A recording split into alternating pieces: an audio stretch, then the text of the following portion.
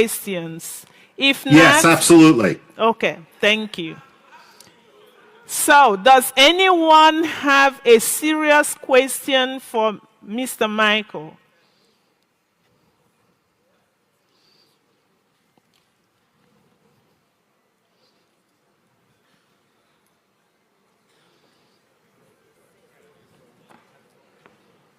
Oh, hail Biafra. Mr. Michael, I thank you for taking the opportunity to speak to Biafrans, and we appreciate what you're doing. My question is, have you had a cup of tea with Donald Trump this morning? I've had a cup of tea, but that's all. We need to know.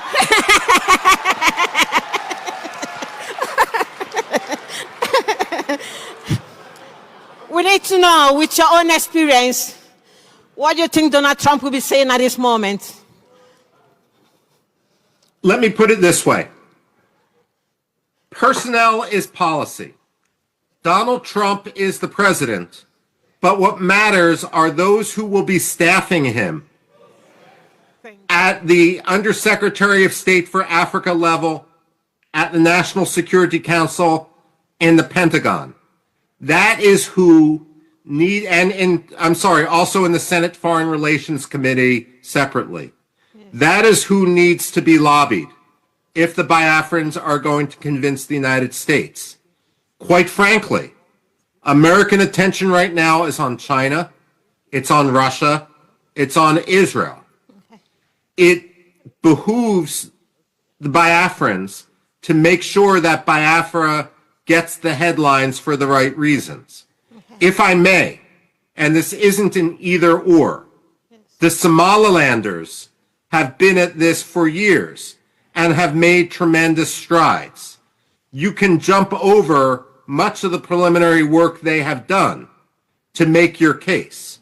And given the Biafran diaspora in the United States, given the talent, given how vocal they are going to be your ambassadors. And so I do think it is possible that the United States will eventually see the light. Frankly, I don't think it's possible to go backwards. No. But as Winston Churchill once said, the United States always does the right thing. They just try everything else first.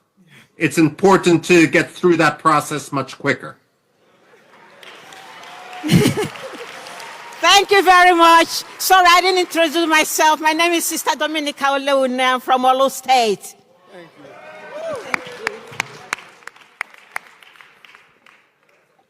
you. Okay.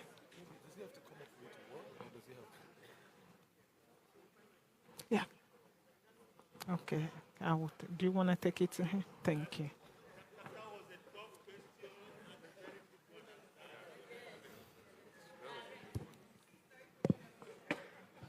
Michael, I'm sorry, I wanted to stay down because I thought I was very tall, but let me climb up here. I want to thank the Biafran government in exile for bringing Ambazonia team here today. This is a wonderful opportunity. My legs are shaking, and I want to say it's a pleasure to have met and listened to Mr. Michael.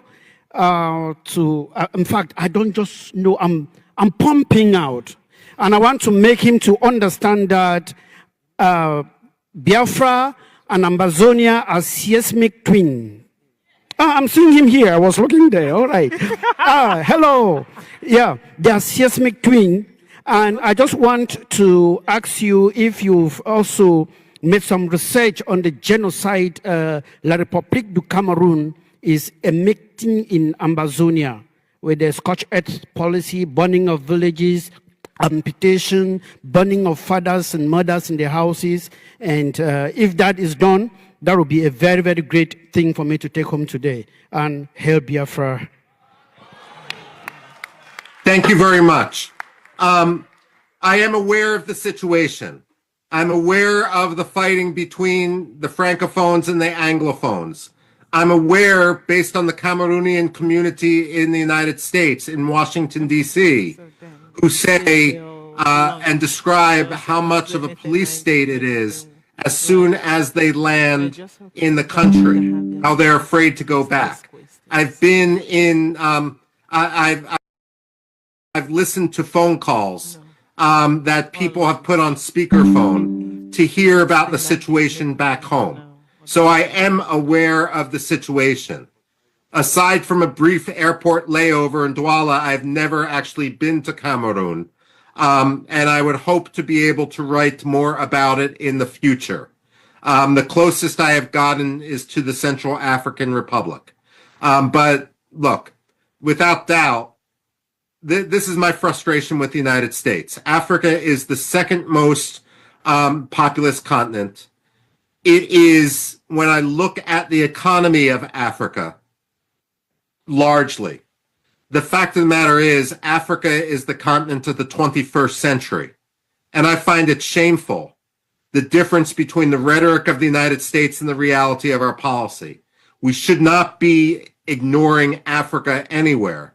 And that means not only the good news stories, but also the problems, such as what's happening in northern Cameroon. Thank you. Thank you, Michael. Thank you. Yeah, please, do you still have time for a few more questions? A lot of Of course I do. Okay, thank you. You won. Just a second. Thank you. Yeah, you can come.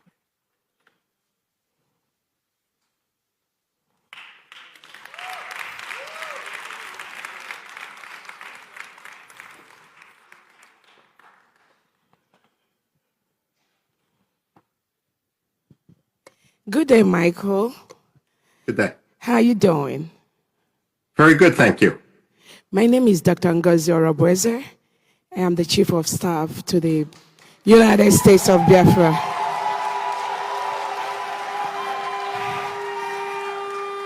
I thank you for your comments. Don't really have any question for you because what you've said is what any sensible, decent human being will say. But I just want to use this opportunity on behalf of my Prime Minister, our Prime Minister, Simon Ekpa, to thank you for standing up for Biafra. Please continue to do what you're doing for us.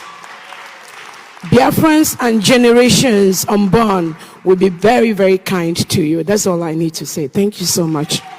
Thank you so much, and I pray that we will be able to see him in person soon. Thank you. Free from finished prison.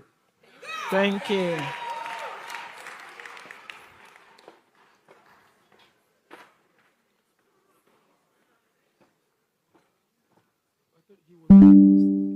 Who?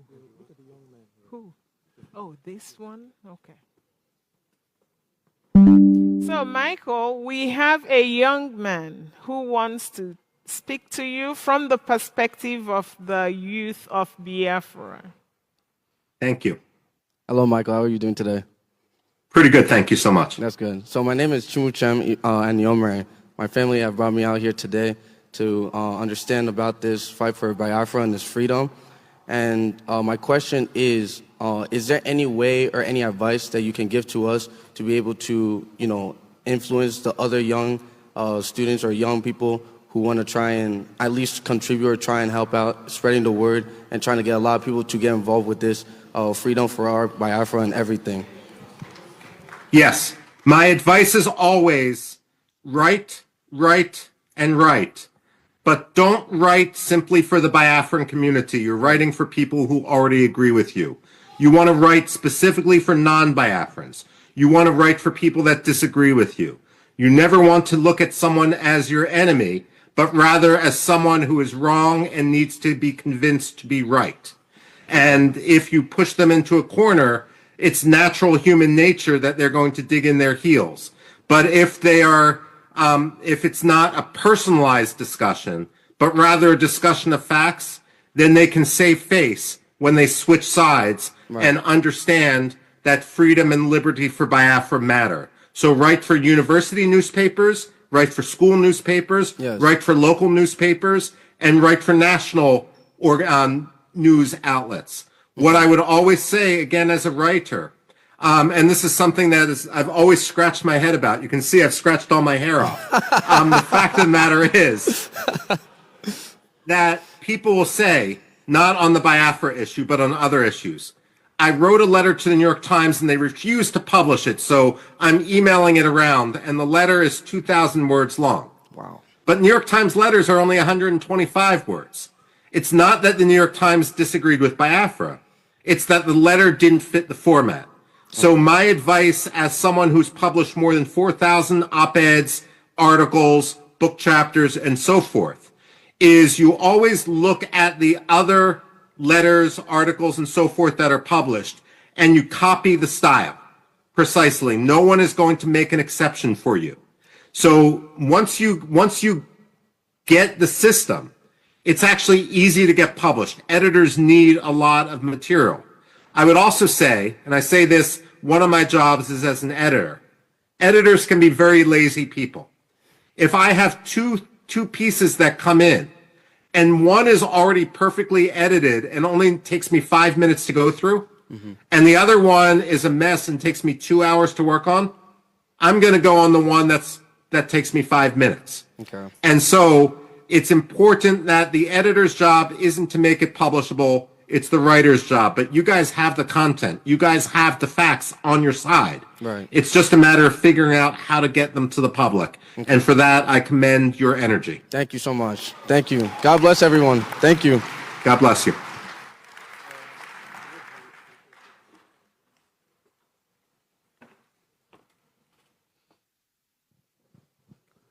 Thank you, Mr. Michael, for your support. My question is, why do you think the West, who always clamor for human rights, prefer to partner with these repressive regimes in Africa at the expense of human life? You know, it's a great question. And it's something that's frustrated me in other contexts. First of all, there's two types of it. Let me put it this way. When George Shultz was the United States Secretary of State under Ronald Reagan, whenever a new U.S. ambassador would be nominated to go to a different country, George Shultz always invited him into his office on the 7th floor of the State Department, and he had a big globe there. And he would tell the ambassador nominee, show me your country. And God forbid if that ambassador pointed to Gabon or Senegal or Somalia or Kenya, George Shultz would say, no, never forget that your country is the United States of America.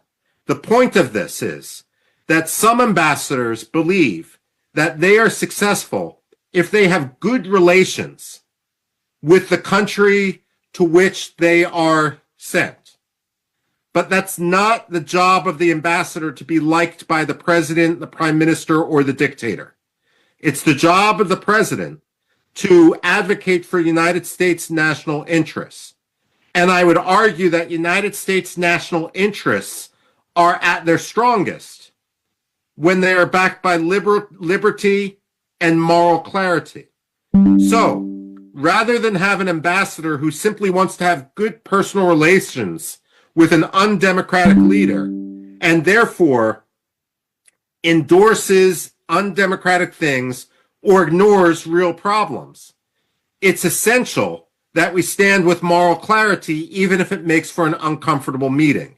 This is why personally, and I wrote about it at the time, I was so disappointed when Secretary of State Antony Blinken, a man who based his legitimacy at his Senate confirmation on the fact that his father-in-law was a Holocaust survivor, when he ignored and took, when he sat with Muhammadu Buhari and when he took Nigeria off the Religious Freedom Watch list. You know, politicians and diplomats don't like to be criticized. And when you see such hypocrisy, if you write about it, and I'm going to the previous question now, that is something which they will notice. They may not want to admit that they are making a mistake, but they will read the criticism and hopefully not make the same mistake twice. So part of the problem is the culture of the American State Department and, frankly, the British Foreign Office and so forth. But part of the problem is that the Biafrans need their voice to be amplified far beyond the borders of Biafra and far beyond the confines of the communities within the diaspora. Thank you, Michael. No. Last question.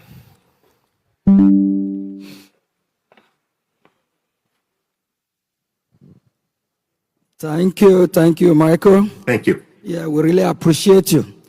I have two questions for you. Okay. Yes. Can you please promise the Biafran people that you will keep exposing the Nigerian government and keep exposing their atrocity, and you do the best you can to write up more, whatever you can, to speed up the release of our leader, our Prime Minister Mazi Simon Ekpa, which I call my boss. I came across one of your tweets. That was really good. We appreciate you. Please promise the Biafran people that you will keep helping us in fighting our cause. We look up to you, and we believe that you know what we are fighting for, and we really appreciate you. And can Biafran people hear from you? If we can, we hold you accountable with your word that you will always be with us. Yes. The short answer is yes. The longer answer is the American Enterprise Institute is a nonprofit. I am given the authority to write about whatever I want. There is no pay to play. I am not a lobbyist. I accept no money for my writing. I write based on the principle of what I see, with an effort driven only by me to pursue and to try to change American policy to what I believe would be more just. And therefore, when it comes to me, you don't need to worry about any contract running out or anything like that.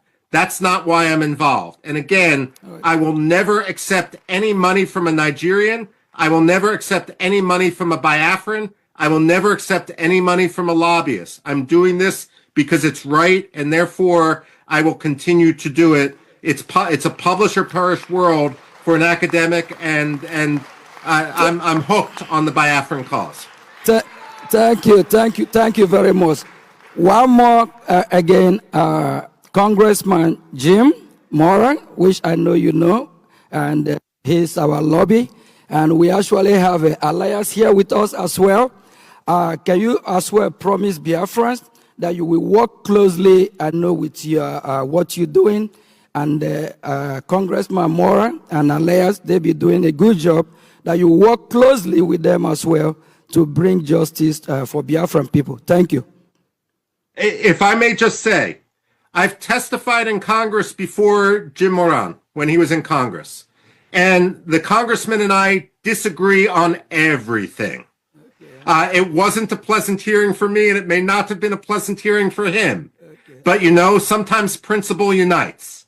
And whatever disagreements we may have on other issues, they don't extend to Biafra. And it's a pleasure to work with allies wherever one can find them, on any side of the aisle. Biafra should not be a partisan cause in the United States. It should be a cause of principle, and therefore I know that we will continue to work towards a common goal when it comes to justice and freedom and liberty for Biafra. I commend Jim Moran for what he's been doing, because partisanship doesn't come into play with it. Thank you very much.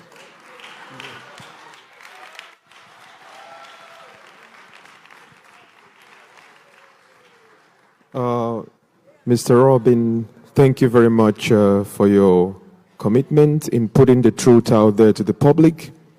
On behalf of the Prime Minister, as the government representative in Europe, and I also live in Finland here, in your own words, what would you tell the Finnish authorities right now in regards to the allegations of incitement by our Honorable Prime Minister? Finland's got to be on the right side of history. Finland especially should live up to its status, its claim as being the freest country on earth. That's what Freedom House ranked it as. And right now they're endangering their status. I should note that this isn't just a Nigeria-Finland issue. When there was an argument, when there was an effort for Finland and Sweden to join NATO, Turkey tried to blackmail both, but mostly Sweden, in order to betray Kurds, and Kurdish dissidents and Kurdish free speech in Sweden, in order to get Recep Tayyip Erdogan to drop his objection to Sweden's accession to NATO. And in the end, Sweden betrayed its principles. And Recep Tayyip Erdogan, while he allowed Sweden in NATO, gratuitously humiliated Sweden. Finland should not allow itself to be gratuitously humiliated by a country that violates religious freedom, by a country that violates democracy, by a country that has been guilty of genocide. Finland must be better, and they must recognize that they should not be an arm of transnational repression.